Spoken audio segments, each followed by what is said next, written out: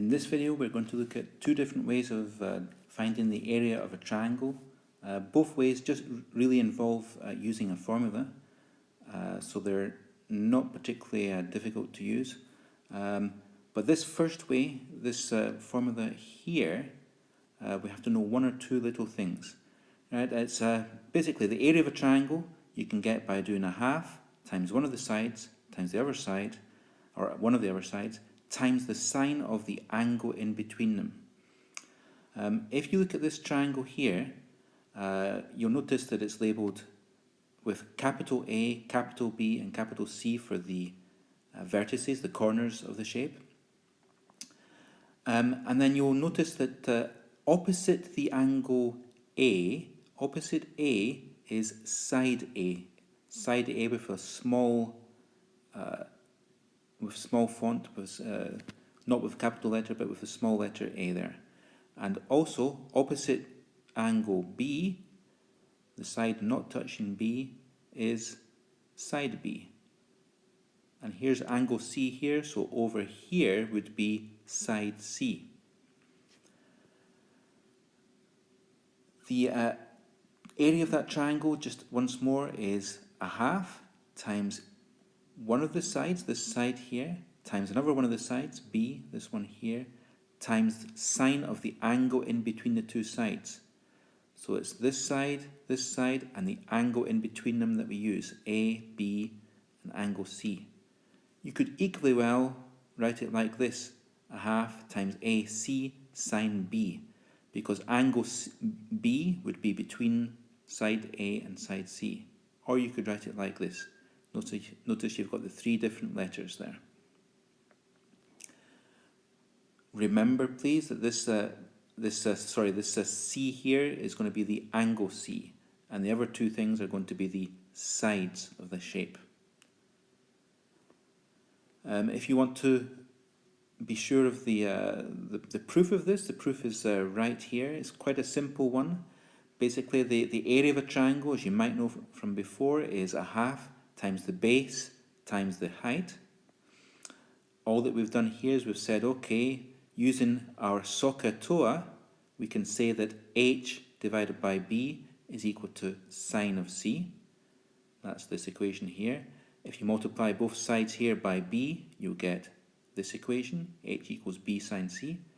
And then if you replace the H here, replace this H with B sine C, we'll get this equation here. And that's what the area of a triangle is. Now, to use that, it's very straightforward. To find the area of this triangle here, we've got this side, we've got this side, and we've got the angle in between those two sides. So that's our, effectively, one of our sides, the other side, and the angle in between. We can use our formula straight off there. So to do that, we'll use this formula here. Since we've got, effectively here, we've got side C and we've got side A, we can use a half times A times C times sine of B, the angle in between. Just plug in those values. If we do that, what we should get then is this. And just put that into your calculator. Remember, anytime you use sine, cosine, tangent, you must be in the correct mode. We're going to have to be in degree mode in this case here. But just plug that into your calculator and you should get 45.26 square meters. Now, in example 2, a little bit more difficult. This time you're given you've got to find out the area of this triangle and also find the length of its base. So there's a little bit more work that we've got to do in this example here. We're told that the two angles here and here are 42 degrees, so we can easily figure out this angle up here because the three angles must add up to 180 degrees. Okay, so since the triangle is isosceles, we can just take the 242 degrees away from the 2 times 42 degrees away from 180. And if we do that, we'll get 96 degrees. So that's 96 degrees right at the top here is going to be 96 degrees. So we can do the area of a triangle with this side, and with the and with the angle in between them, 96 degrees. Okay, so again, just plugging things into the calculator, we'll get a half times 12 times 12 times sine of 96.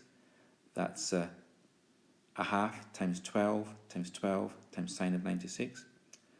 If you do that calculation, what you'll then get is 71.6056, or if you like, 71.6 to 3 significant figures. Now, the area of that triangle could equally well be written as a half AC sine C. In other words, it could be written as a half times A times C times sine of 42. And that's what we're going to use to try to figure out what this length here, this mystery length A, is going to be. Okay, so that area of that triangle is going to be a half times A times a 12 times sine of 42. Point that out again. It's a half times this side times the angle in between them. Now I know that we've already figured out what the area is, and we don't need to do it again, but what we're trying to do here is to find out what that missing length A actually is. So we're going to put this equal to 71.6. Right, so that whole thing there is going to be equal to 71.6056. Right, we've just simplified this expression here. A half times 12 is 6, so it's 6A sine of 42 degrees equals this.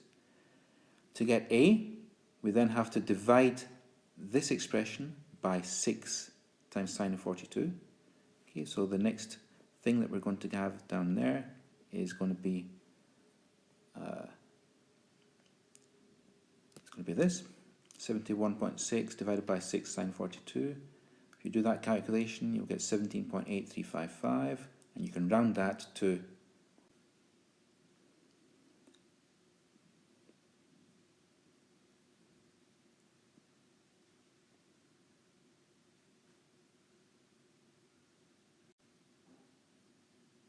17.8. Okay, so that's that one formula for using to find the area of a triangle. There is another, one that's used. It's been around for a long time. It's called Heron's formula. It's been around at least since the time of the Greeks. It is this quite difficult looking formula. You don't have to memorize this formula. I'll give it to you if you need it in a test.